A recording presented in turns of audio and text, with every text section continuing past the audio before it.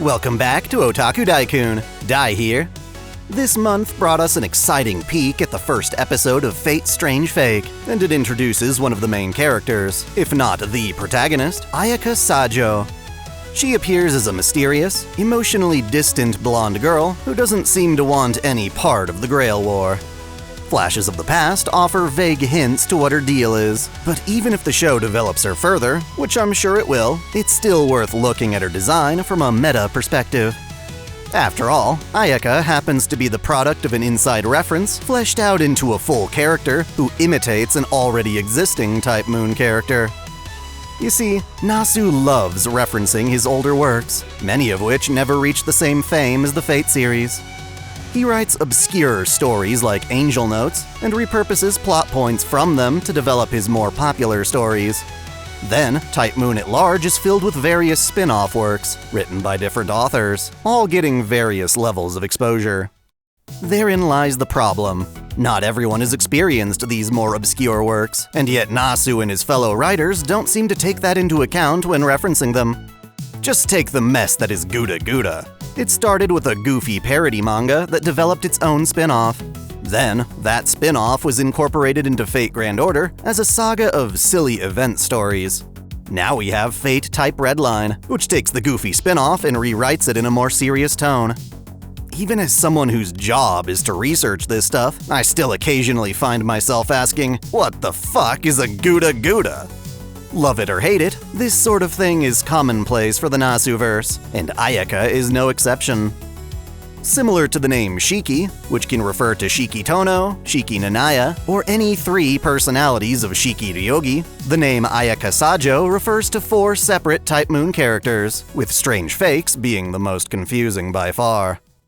Let's start simple then with Ayaka from Fate Prototype. Before Nasu decided to make Shiro Emiya the master of a female King Arthur, he was planning to pair the male Arthur with a female master. As the original main character, Ayaka was insecure and frightful of the Holy Grail War after the previous one caused the death of her parents. She's a mage living in her sister's shadow, struggling to accept the harsher side of that lifestyle, such as performing ritual sacrifices on pigeons. She's no hero of justice, and wants nothing to do with the Grail War. When she's attacked by Lancer, though, she is saved by Proto-Arthur, who becomes her knight in shining armor. As you may already know, Fate Prototype itself isn't a finished work. Nasu's just casually documented a lot of his ideas through material books and an obscure trailer for an anime that doesn't actually exist. Because of that, this Ayaka is better fleshed out through a light novel prequel to Prototype called Fragments of Sky Silver. She's a child back when that one takes place, naive to the Grail War currently underway. She becomes a victim to her sister's jealousy and barely survives, only to lose her memories of the war.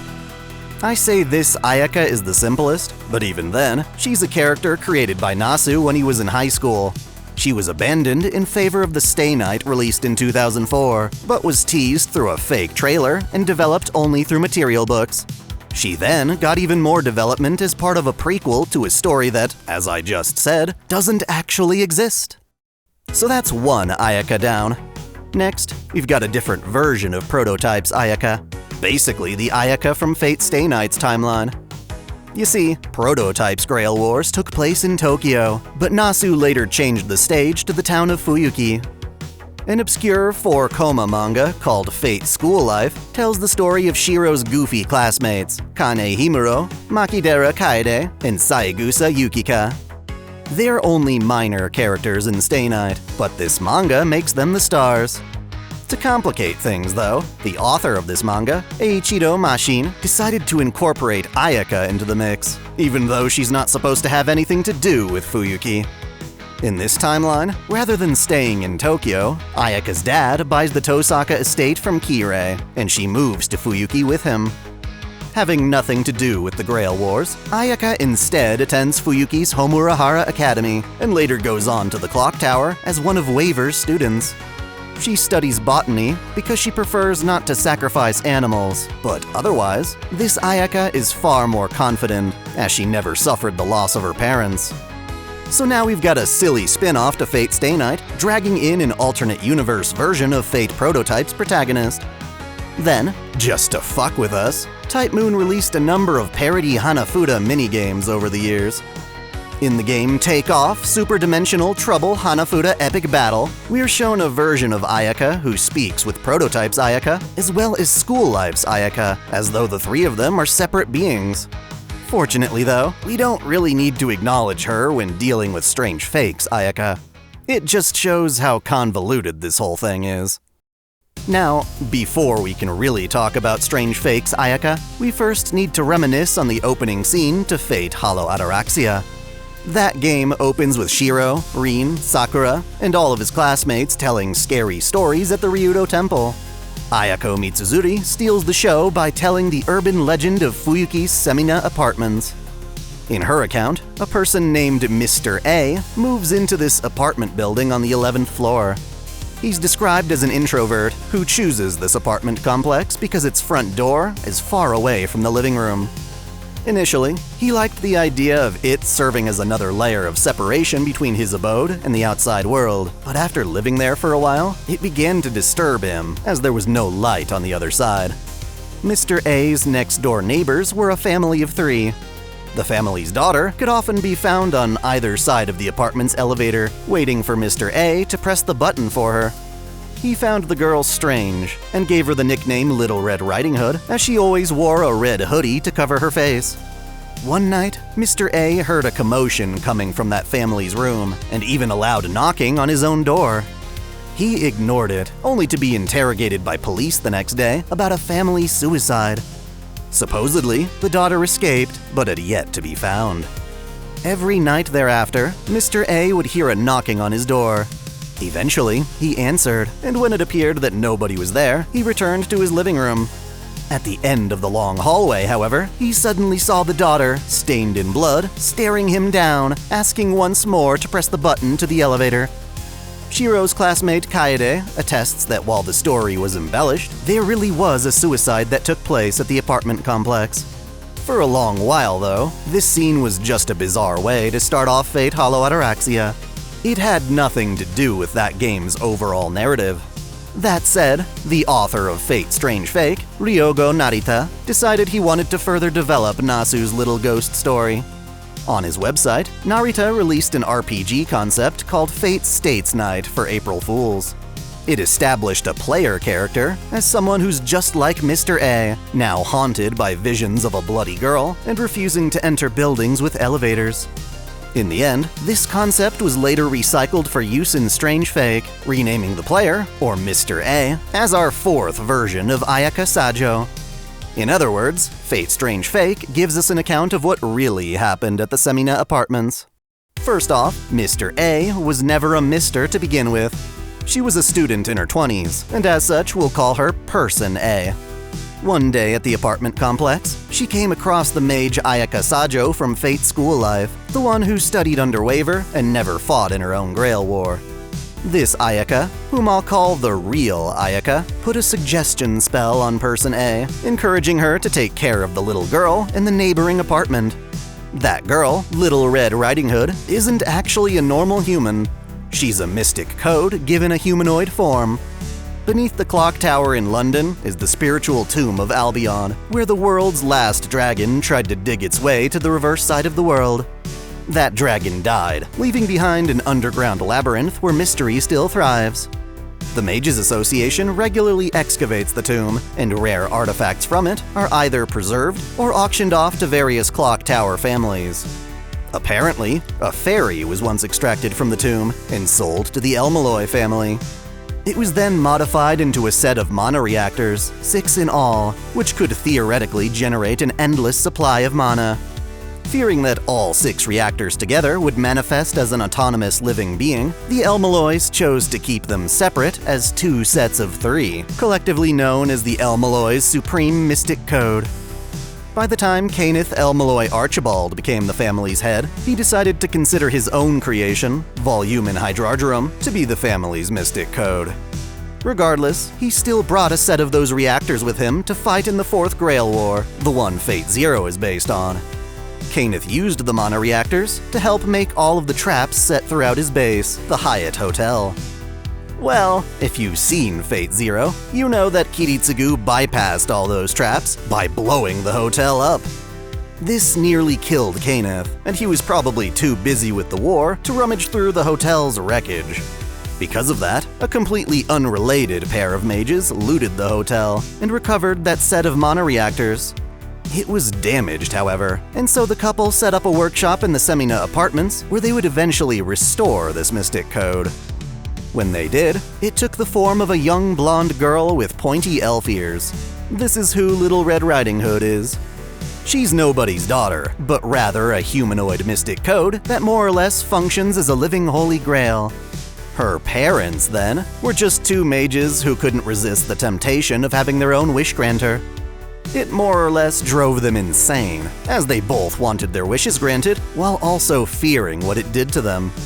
The couple would fight and argue with each other, taking their anger out on Little Red Riding Hood.